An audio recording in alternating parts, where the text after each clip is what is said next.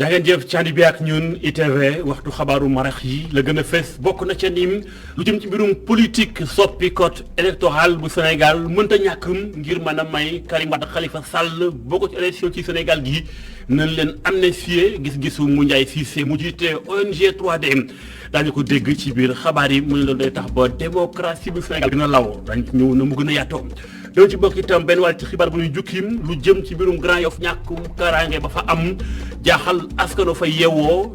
ñoxor njaay ñu faat fa bakkan askan nag ni ëpp na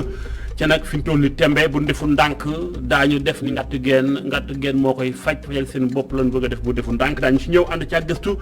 bopp soxna Awa Diop ci biir xibaar yi itam dana ca bokk jukki xibaar yi lu jëm ci nekkinu sénégalais yi ak it lépp lu soxal li nga xam moo jëm ci mbirum convention des jeunes reporters nusma def ba gën a ñaax journalistes yi seen nekkin gën a ñoŋ waaye itam jox leen ay raayam ci wàllum rajo ak télévision ba ci presse écrite ñi ngi jàpp boobu leen joxem raaya bu nu àggee ci njeexitalu weer bi nga xam mooy novembre dañ ci boole itam fàttaliku ñi bokkoon ci ñun ci génn àdduna daañu ci ñëw tam ci biir xabaar daañu ci boole gëstu bis bi tey njaga ñaaw la ñu jëm gox la bopp la mu ëmb ci ay diwaan macha allah naataangeet am na fa waaye gox ba loof na laati kaaf na lu bari ci ay waxambaane ki njamaar génn nun fa ñëw réewu taax ko ci ko cal mu leen tax a jóg ñu nag jot nañu soppi doxin ba gox ba gën a mën a luppantiku naataange mën fa am daañu ci ànd ak gëstu mun tagakan ni suñuy songu faram fàcce gi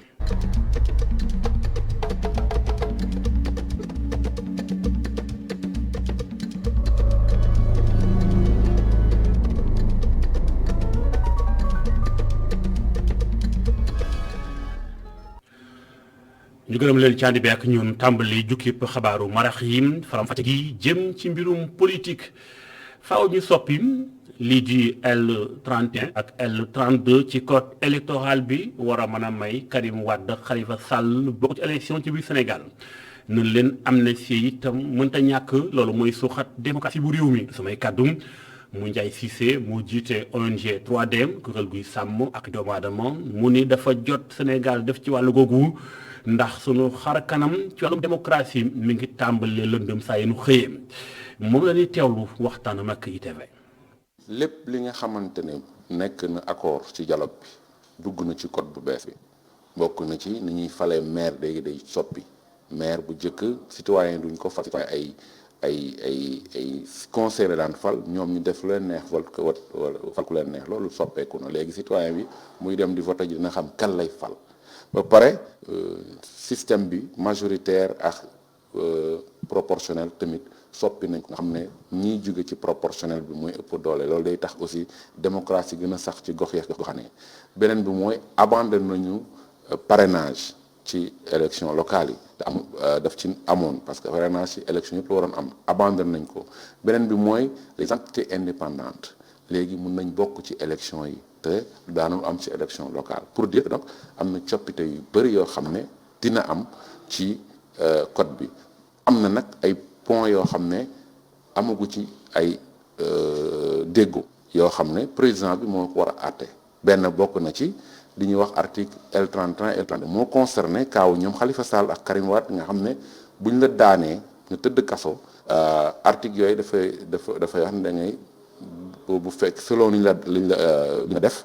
da ngay ñàkk say droit doo mën a nekk électeur ba pare kenn du la mën a fal alors article yooyu méngoowul ak li nga xam ne loolu moo nekk ci code électoral méngoowul ak li nga xam ne moo nekk ci code pénal ak code de procédure pénale et am na recommandation ñi def audit bi yu wax ne dañu war a soppi article yooyu ngir mu méngoo ndax nit ki tamit même buñ ko daanee citoyen ba pare bu ñàkkee ay droit am tamit xanaa day am app. Moundiaye Cissé kàddoom Babacar Fall ak Seydina Mbaye ñoo ko tàttan mu doon jàngat lu jëm ci soppeeku jëm ci code électoral bu Sénégal xibaar yi wéy ci beneen mbir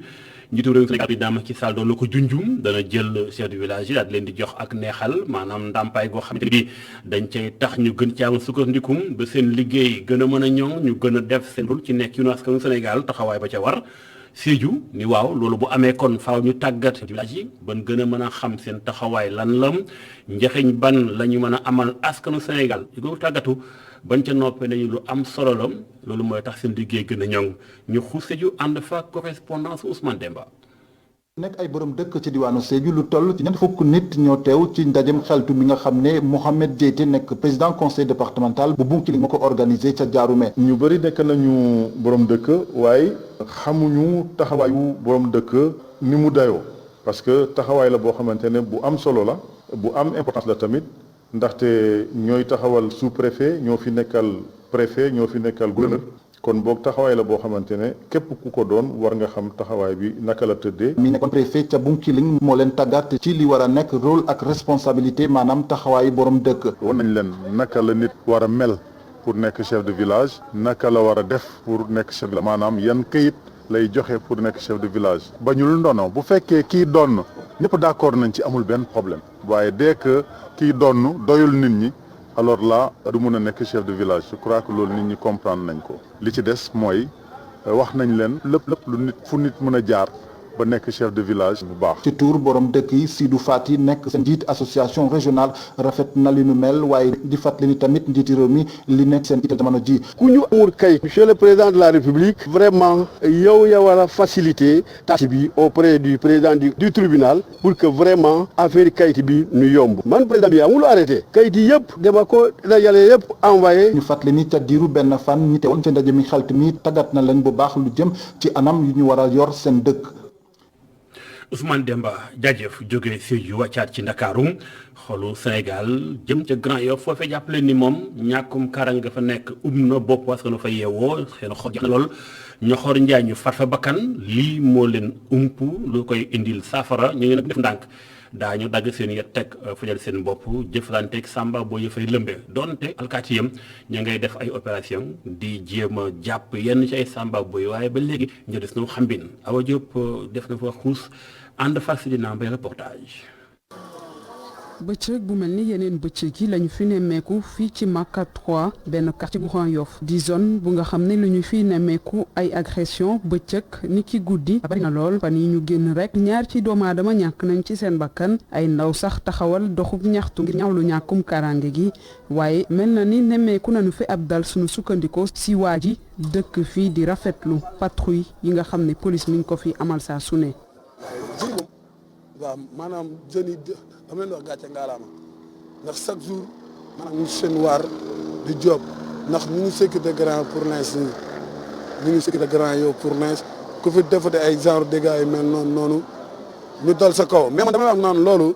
xam nga maanaam yoonu zone newu si zone grand bi yoonu zone newu fi ndax am police ñu ngi dugg fu ne di job xam nga maanaam pour nga génn sax problème la mais tamit loolu mooy dëgg mais tamit lii nii xam nga bu ñu ko bàyyi na policiers yi gën ko yokku ñu gën a yokk liggéey bi gën a saawaan baawaan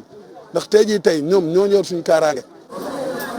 Ami Diouf moom mère de famille la di jaay itamit ay lujum fu soriwul dara këram moom nag gisul lu ni mel ñàkkum kaaraange gi mel ni sax daf ko jural ak njàkkare mu ñuy wax sax jafe-jafe bi nga xam ne dund na ko bu yàggul dara tey interpellé kilifay mairie bu Grand Yoff ñu kaaraangeel seen gox bi. man taay ñu jëlee ndaw si rey ko sàcc nañ sama portable bu jar 35000 ak 5000 ci semaine boobu la rek même semaine bi la te dañoo yëg sama balcon premier étage jël ko guddi mbedd bi kenn mënul nelaw suñu fenêtre yaa ngi ci mbedd bi nañu dimbale ngir yàlla monsieur le maire ki yor maire bu Grand Yoff nañu dimbale defaral ñu sécurité police baa ngi nii dafa jege sama mbokk police yi nañu dimbale yaa ngi dégg dañ fi gis yoo xam ne xeex yoo xam ne mënoo ko àtte. waaye nag ndaw bi di ab livreur itam yeewoo ci quartier Maka 3 gis na ni jox ndaw ñi ay xëy dina bokk ci li fiy jëlee ñàkkum kaaraange gi. moyen amul quoi xam nga moo waral ñenn ñi si bëri quoi mais am na ñoo xam ne bëgg lu bon mais am na ñoo xam ne loolu moo tax ñu koy dund man dama gisoon quoi comme da ngay gis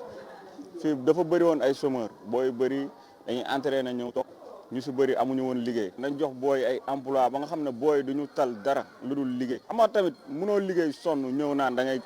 demaat di agressé wala affaire yooyu noonu waaw ñàkk la rek man noonu laa gisee pauvreté moo indi lii.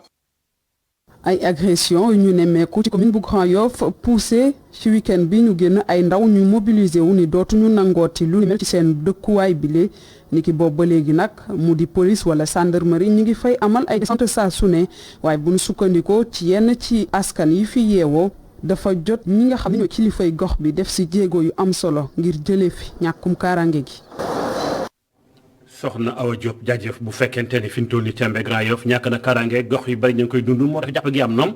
kaso yi fees na daanaka bay rembat faaw tam mu am ñu leen di waggar ñu koy wax garde pénitentiaire mënta ñàkk ci wàllu guddi mel école bi leen di tàggat doon na tàggat yenn ci ñoom ngir ñu def seen liggéey li ñuy xaar ci ñoom ginnaaw suñu tàggatu ñaax nañ leen toll nañ ci téeméeri élément yu manqué tuuti ba leen jox seen ay raaya nag ñu dugg ci liggéey bi ñaax ga amoon ci teewaayu Agnès Diogoy mi nga xamante ne bi moom lañ dénk école bi saytoo tàggat lu jëm ci wàllum administration pénitentiaire bi ñu teewal la mu dénk Babacar Seck. muy gën fii ci école de formation bi élève inspecteur 4e promotion bi ak élève contrôleur agent administratif ak surveillante et surveillant de prison de la 5e promotion ñoom ñëpp boo ko xayma 92 la ñu toll. ci 92 yooyu ñu am juróom-ñaar inspecteur juróomi contrôleur fukk ak juróom agent administratif lii des yëpp nekk ay surveillant ak surveillante de prison. ci tàggat bi ñu leen doon tàggat fii ci école bi lu ci bari yàlla def na ne théorie la gën a doon que pratique même si ci biir seen formation bi ils ont eu à faire des stages de découverte des stages de mise en situation socio-professionnelle mais it ñaaxaat nañu ndax ñun suñu liggéey ci doomu aadama la vraiment ñu fexe ba suñu mission muy mission administration pénitentiaire di sécurité ak préparation à la réinsertion sociale ñu sabablu ci ba nit ñi nga xamante ne moom lañ ñu yoon di dénkaane ñu téye leen te am ci nekkin yu rafet ndax bu ñu génnee mun a demaat ci société bi ba pare dignement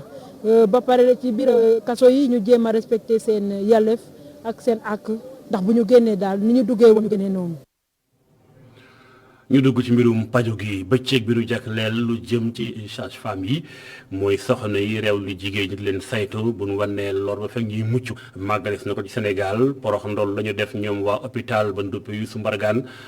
daal di sargal seen i ñoñ waaye itam waxtaane fa mbirum soxna yi mbirum wann lor gi ak wasin gi ak lu aar seen i doom ak it soxna yi lu mën a gën a aar seen wàllum paju loolu lépp la ñu def dañ caa sax boole consultation gratuite maanaam xool leen ca kenn du fay dërëm lépp ngir yombal leen bañ ci noppee kàddu jot naa ji Mamadou Ndiaye mooy directeur hôpital boobule dénk na kàddu suñu reporter.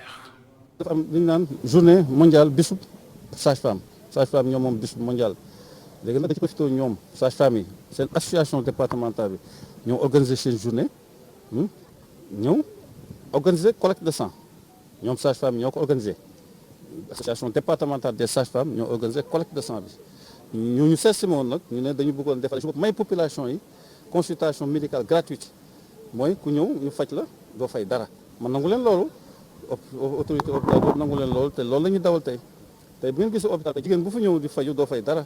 loolu defe naa mos fi am c'est une première te loolu dinañ ko defaat ko parce que loolu aussi dañ koy def rek pour jàppale suñu jigéen ñu ne ci goxaat yi te des fois temps yi métti na jamono métti na des fois duñu am lu ñu ko passé waaye loolu daal sage-femme ñoo ko liggéey ñoo ko initié ma ànd ceeg ñoom ñu liggéey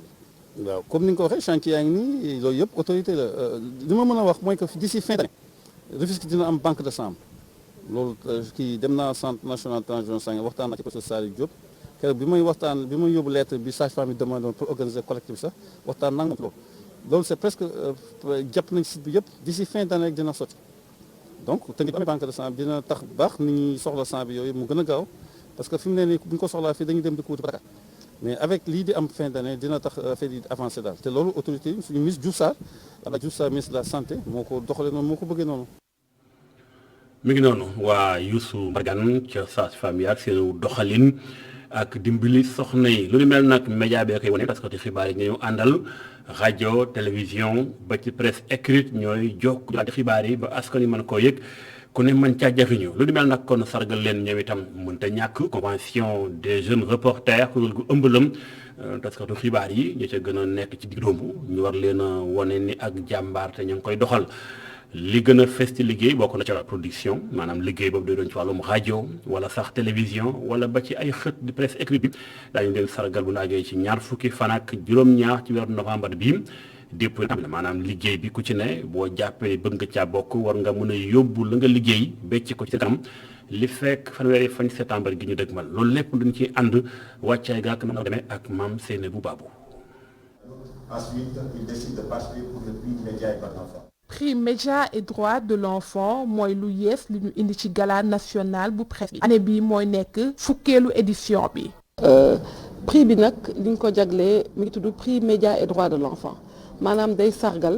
journalistes yi nga xam ne ñoo gën a xarañ ci wàllum àq ak yelleefu xale yi te ñu bind ci def ci ay articles mun na nekk ci wàllum presse écrite mu ngi nekk tamit ci télévision wala ci rajo ak ci presse en ligne. production yi gën a baax ci rajo télé wala presse écrite ndax lañ leen jox ay raaya ci biile occasion. di ndaje ab ndaje boo xamante ne dinañ sargal képp koo xamante ne yaa ngi doon yëngu ci wàllu média wane la en exemple ndadi aussi tamit moment boo xamante ne dinañ primer journaliste taskatu xibaar yi nga xamante ne dañ nañ la ràññee ci wàllu liggéey bi maanaam primer li nga xamante ne moo di production yi ñuy def ci wàllu média rawatina télévision rajo presse en ligne ak li nga xamante ne moo di photojournaliste. D'abord la presse écrite, la télévision, la radio. Prix média ak droit de l'enfant ci thème mu protection des enfants en ligne coordonnatrice CAP bi moo ngi woo taskatu xibaar yi ngir ñu bind ci jeexital bi nga xam ni mbas mi am na ko ci xale yi. te ci ñetteeli édition bi dafa tombé pandémie Covid-19 te gis nañ ne que pandémie bi benn aspect bu important bu mu am ci xale yi maanaam xale yi dañuy jëfandikoo lu bëri nouvelle technologie de l'information et de la communication nekk ci internet bi lu bëri dinañ fa nekk pour jàng waaye itam nekk fa pour ci xarale yu bees yi te loolu itam dafa am ay incidences yu bëri ci seen développement loo xam ne yéen journalistes yi am ngeen ci wàll bu baax pour ñaax nit ñi ak pour sensibiliser. convention jeune reporter bu Sénégal ndax na féete fukk ak juróomi atam biñ ko taxawalee ba tey ñett prix yu presse en ligne ndax nañ ko jagleel ñett reporter yu leeral yi nga xam ni ñu ngi fi jugee lu yàggul dara ay sargal ak i hommage nag pare nañ pour defal ko doyen yi jiite presse bi ngir wan taskatu xibaar yu ndaw yi yoon bu baax bu ñu mën a jaar. Donc ces conditions de participation seront. maam Seynabou Babou jaajëf leneen ci xibaar mi ngi soxal li ñëpp di xaar yi sant Fall ak Diagne rawat na ca muy tabaski lu yées ñaari ay bis daanaka dox suñu diggante ak moom waaye bu ndee xool tajoor yi ñoom ñu ngi tàmbalee jël lu xaw a bari ci ay commande ndax ñu bari ñu ngi bëgg a ñawlu doonte ñu ngi nekk jamonoy crise wàllum koom-koom gu na sax daaw ak ren bu ñu ko gam-gamlee ren yokkute am na ci lu ko wax mooy téer yi ñu ngi ko yëg bu baax a baax gëstu la boo xam ne ci ànd ak soxna Aïssatou Kane ci bërëb bu wute Galerie Couture mi ngi nekk ci digg Ndakaaru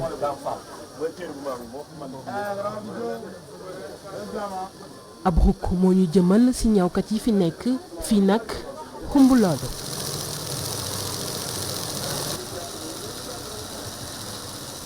El Hadj toog ci ñawukaayam ci wetam ak client toog di xaar ñawam moom seetlu wam moo ci client yi dañoo wàññeeku te it njëkk yëpp cher. clients yi ñu ko doon amee bu doon 100% léegi dañ naan 50% la. à part fourniture yu cher à part fourniture yu cher popeline yi garniture yi comprendre nga tissu yi comprendre nga. parce que mënoon na gën a yomb quoi mënoon na gën a yomb quoi garniture mënoon na gën a yomb mais da nga gis benn yére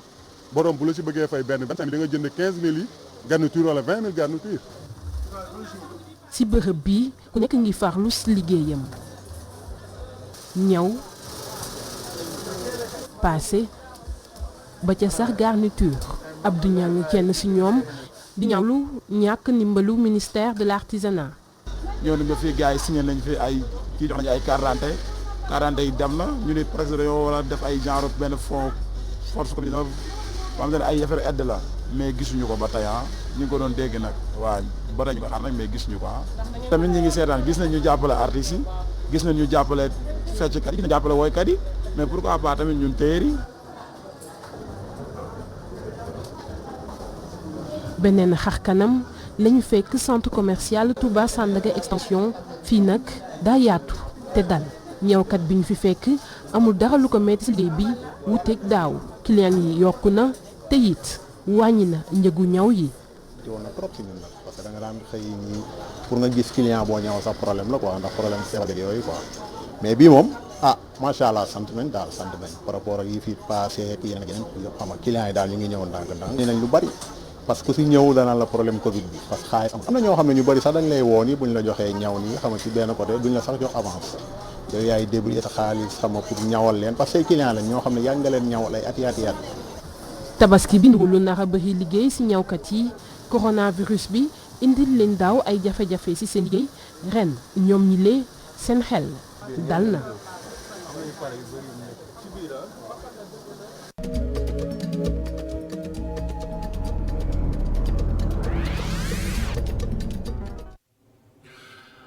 découverte tey gox ban leen di xamleel du ñàkk dégg ngeen ko ba tey mooy Njagañaaw gox la bu ëmb ay diwaan ak ay dëkkaan ci biir macha allah ñu bari dafa yeewoo gox ba nag lu bari am na fa lu ko war a mën a tax mu naat ña fay dëkk man faatoo daan seen dooleem waaye di wut noonu lu bari ci ay waxambaane ki njagamaar jóge nañ fi dëkk ya ñëw ci réewu taax ngir mën a am fu mu koccale loolu lépp lu ko waxal dañ ci xuus ànd ca ak gëstu Muntaga Kan. ñu bari dañu yaakaar ne Njagañaaw dafay wone lenn lu ñaaw wala lu ni mel déedéet Njagañaaw leneen lay tekki. Njagañaaw xam nga yéen da ngeen di naan njaga rafet ñun bëgguñu njaga rafet parce que Njagañaaw dañoo bëgg rek Njagañaaw dem kanam ndax njaga tuuru nit doomu aadama moo tudd Njagañaaw benn doomu aadama mu doon béy fii ñebe tool yu rëy affaire ba naat lool ñu bari nag bu ñuy dem dañuy naan dañuy dem ci njaga borom ñebe mooy ñaaw ca séeréer kon andet na man njaga yàlla ñaawoo ke njaga xen ñaawoo ke te Njagañaaw loolu moo indi tuuru Njagañaaw ñu fa dëkk ñu ngi jógee Gaabu ay aventurier lañu woon ñu ñëw Njagañaaw commencé di gor pour fu ñu dëkk Tiitin lañ jëkk a gor Caandeen lañu jëkk a dëkk ñu dal di tas dama occupé waa Tiitin ñi fa jëkkoon a ñëw nag keneen ki mi ngi tudd Fañan Koon bu ñu amee at rek laa la wax de ki ñuy wax Geen Xonaan ñëw kon ñooñu mën nañu wax ne sont les premiers ñu gor Njagañaaw. ab dëkk la boo xam ne bu bëri caada waaye tamit bu bëri ay borom xam-xam depuis jamono ya. Njagañaaw musique rek lañu xam ndax cérémonie bu nekk am na luñ koy manifester ndax dëj yi dañuy tëgg di fecc ceet yi dañuy tëgg di fecc ngénte yi dañuy tëgg di fecc à part loolu da ngay am ñu indi lu ñuy wax ngel amul woon après am mais amoon na ndax woykat yi mook ñoom Mbay Sanjaay bi ngay dégg Mbay Njaay mook ñoom Sombel Fay bu ñu doon defal fondation mook ñoom ku ñu doon wax Prosper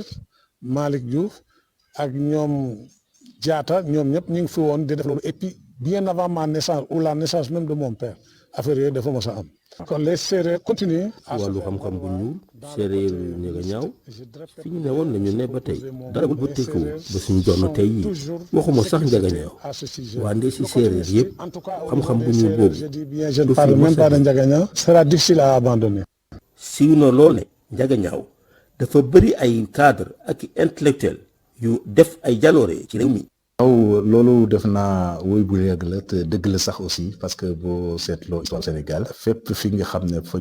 foofu la ñuy doggale ci li nga xam ne moo ngànk réew mi daanaka boo ci seetee ba mu sori doomu Njagañaaw nga fa fi ma lay tàmbalee rek mooy maanaam ci temps Abdou Diouf déggoon ngeen fi Lamane Niadiar Sène Niadiar Sène à l'époque vraiment député doomu Njagañaaw la te école Njagañaaw la jaar donc am nañ fi ay ministre aussi le ministre Diégane Sène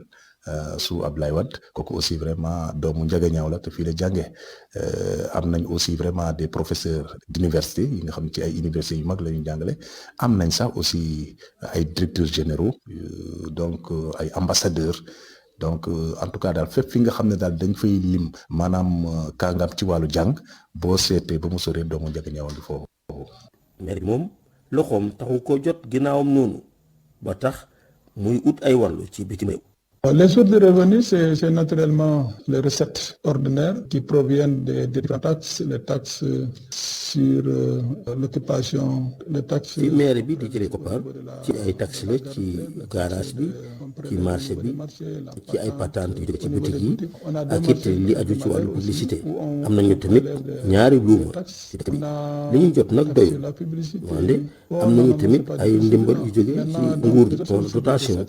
ak fonds de concours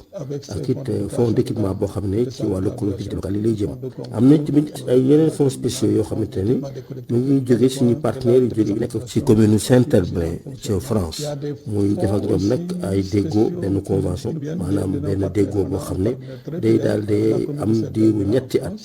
ñuy liggéey ci wàllu ndox ak it ci wàllu set ak setal convention boobu nag toll na ci téeméeri million ak fukk ak benn ci suñu koppar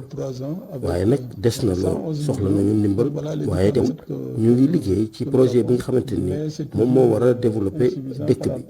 Au projet que nous avons inscrit dans le plan de développement communal de Ndiaganiao que nous sommes en train de dérouler depuis 2018. ñàkkum liggéey bi ñu nemmeeku fii ci Ndiaganiao tax na ba jigéen ñu bari dañuy bàyyi seen njaboot dem ci dëkku taax yi ngir mën a wëlbati seen nekkin waaye loolu day indi ay gàllankoor yu bari ci njaboot yi. jigéenu Ndiaganiao moom seen jafe-jafe mooy ñun dañoo amul suñu jàppale bi moo xaw a des duñu ne amuñu mais des na parce que fi mu ne nii da ngay gis fi mu ne nii jigéen yi ni ngay gis nii tool ëpp nañu nii parce que classe bu ne amoon na 40 et quelques élèves kon xam nga ne boobu ñëwuñu kon dañuy bàyyi fii seen njaboot yi dem ci teeru ba di liggéey pour am lu ñu suturloo ci seen biir kër yi moo taxoon bi doon génnee loolu te xam nga dëkk bu toll ni benn projet mënu leen jàppale bu ñu amoon yeneen projet yoo xam ne mun nañoo jàppale tamit dinañu arranger trop parce que liggéey bi wax dëgg metti na ba pare nga teg sa njaboot dem ci àll ba di liggéey munoo leen éducation bi day manqué du ñu am éducation de base parce que yow en tant que parent yow ku jigéen ki boo fi nekkul am na lu bari lu manqué ci kër gi am na ñoo xamante ne duñu tal bu ñu amoon ku ñu ci mun a jàppale ba li ñuy liggéey fee ñu mun kaa liggéey ci biir dëkk bi kon éducation bi dina gën a baax ba pare ñu gën a jàpp ci élèves yi pour ñu mun a jàng parce que tamit boo nekkee école di xalaat bu ma eggee may taal añ wala may bale wala may fóot sa njàng dina dese.